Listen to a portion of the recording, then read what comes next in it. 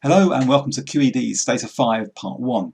So we've now met several different kinds of tests in the lecture, including several different kinds of t-tests, confidence intervals and chi-square tests, which means you can now deal with various different kinds of data using that set of tests. But they all share the same basic principles, for example, setting up some hypotheses, getting some data and getting a p-value, and the way you interpret that p-value in terms of accept, reject, significance levels is the same in all the different kinds of tests that you're going to do. You'll also see that once you've got your head around those principles of understand the p-value, it's very easy just to introduce some new tests on the way, because they're all easy to do in Stata. You can just bring in a new one.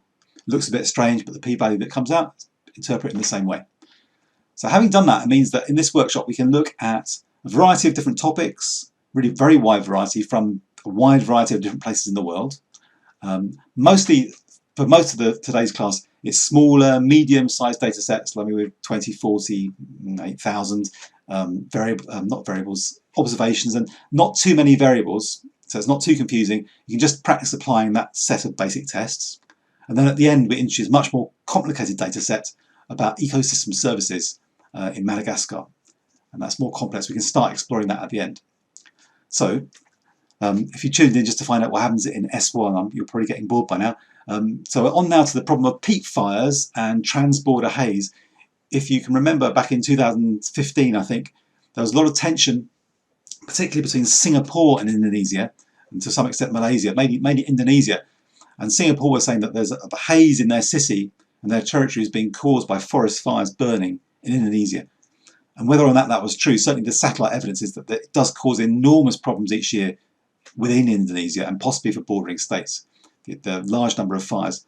And people have worked out now that the main cause of this seems to be the pressure to increase palm cultivation, to get palm oil, which is such a popular product around the world, so profitable, means that it's not so much burning the trees to clear them, it's the fact that in order to establish the plantations, they have to dry out the land just to make way for roads and to plant the trees. They don't want to be waterlogged, so they drain out the peats. And then any fire that does start then burns underground, and it's very, very difficult to put out. The same as we have the same situation in the UK's moorlands, but obviously on a smaller scale here.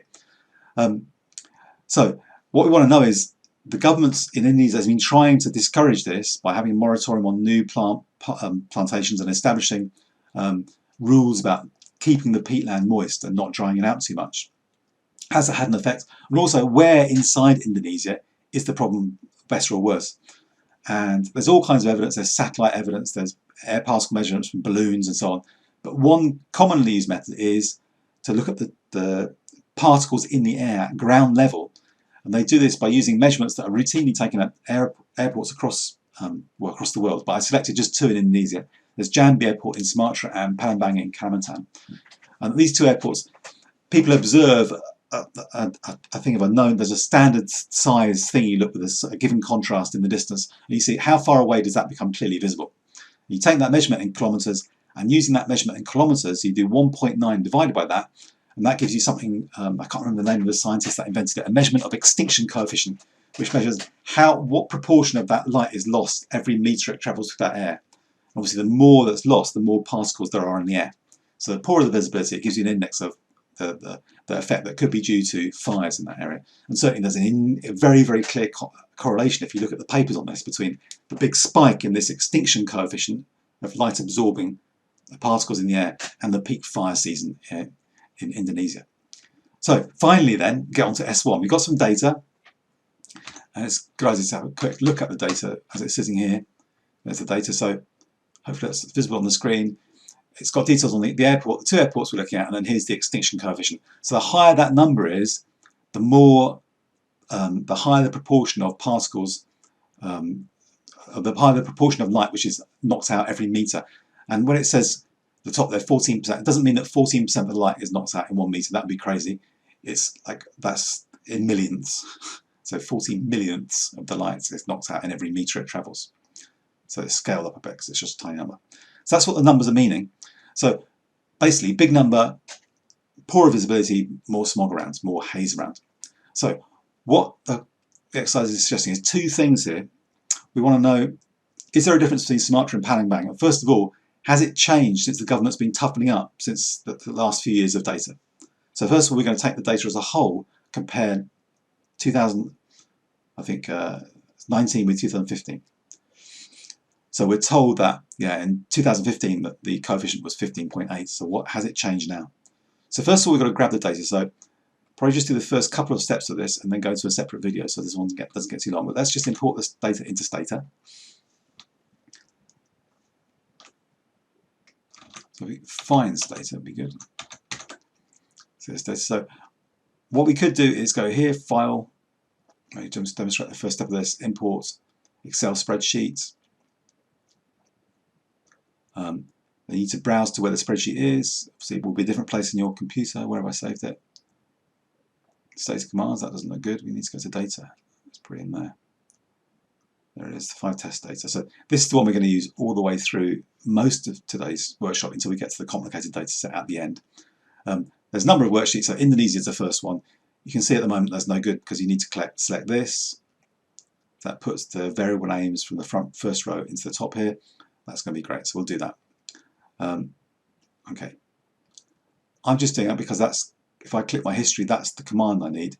So in today's workshop, for the first part, it's really up to you if you want to work with the do file or not. You could just work in immediate mode by typing things into the command bar. Some people prefer that approach with just these small exercises like this, but I tend to find that I always make some stupid mistake and I just want to repeat things. So I like having stuff in the do file. I can just click and repeat, click and repeat. And also you'll see is we're repeating things, similar tests from section to section. You can just copy a chunk of code, paste it in again and then tweak it, and it saves you a lot of work. So I'll carry on with the do file and keep showing you how that's updated here. So I've given you a do file as before that you can start off with. And you can, I think I've put it on OneNote and on Blackboard already, but I've lost it on my own computer. There it is, like this. So it's basically the shell of the do file. So it does the stuff with the log file, starts a new log file here, and then it says load from the Indonesia worksheet.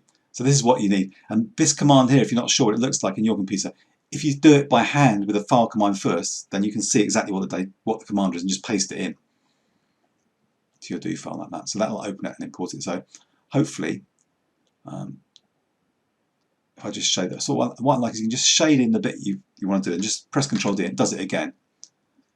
And then it's great. You go back to stata in great anticipation and I find the whole page is full of red errors. Oh, no red errors, good, there it is. Okay. So there's the stuff. We're going to browse it and have a look.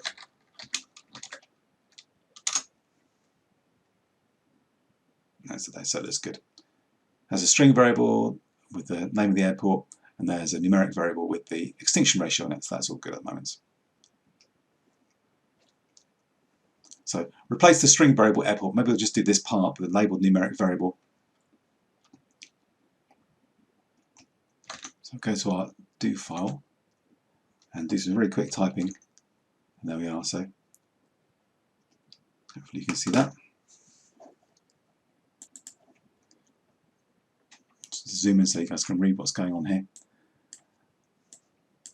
So I've put one in here as they used to say on Blue Peter that I made earlier. Blue Peter is a UK TV show, if you're not from the UK. So here's where I'm going to recode the numeric, the airport. If you're doing a do file, put some comments in so you can follow what on earth you did afterwards. So later on I'll show you another way of doing this, which is sort of quicker, but it gives you less control.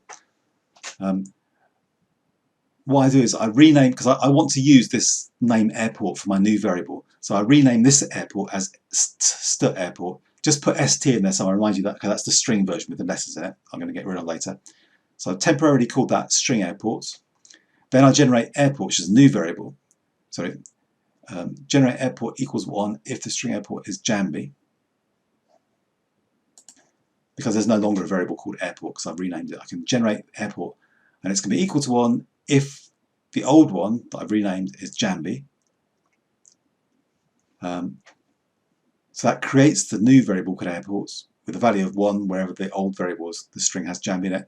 Then the next one has to be replaced because I've already created airport now. So replace airport, put the 2 values in where it's Palembang. So that sets up the column with 1s and 2s in for Jambi and Palembang. And then I want to be able to read what those things mean. So then I define a label. So I've called it airport names, AP names. So airport names is defined as 1 is Jambi, 2 is Palembang. So that makes a list, and then I apply that list of names, label values, airports, AP names. So that applies those names. And then once I've done that, just so I don't get mixed up, drops to airport just zaps out, wipes out the temporary version with the strings in it. So that's no longer there. So with any luck, if I run it, might as well run the whole thing again from the start. That should load the data in and do the recoding, and hopefully we're good to go. And I can either stop the video or see an embarrassing lot of red error messages. Where is it going to go? Go back to stata though. It seems to have done something nice. So it's done that. And if we find the data editor, we can see, yeah, that looks like we want. So airports now afterwards, it's in blue because inside there, that's number 2 and that's number 1. So it's actually now storing numbers 1 and 2 as we want, but it's labeling them with the names to make it easier for us to read, which is what you want. And the extinction coefficient is there still as a number. And it's changed places because we zapped the old airports and created a new variable called airports that's holding numbers. Okay, so I will keep the subsequent videos a bit more focused on the actual steps we're doing. This was just, as usual, a way of introduction. And I'll also maybe drop the video so you haven't got me in the corner all the way through. So I hope that's made sense so far. So the next video will go on to step S2 and looking at descriptives, and then on to the tests and so on. But for now, thank you for watching.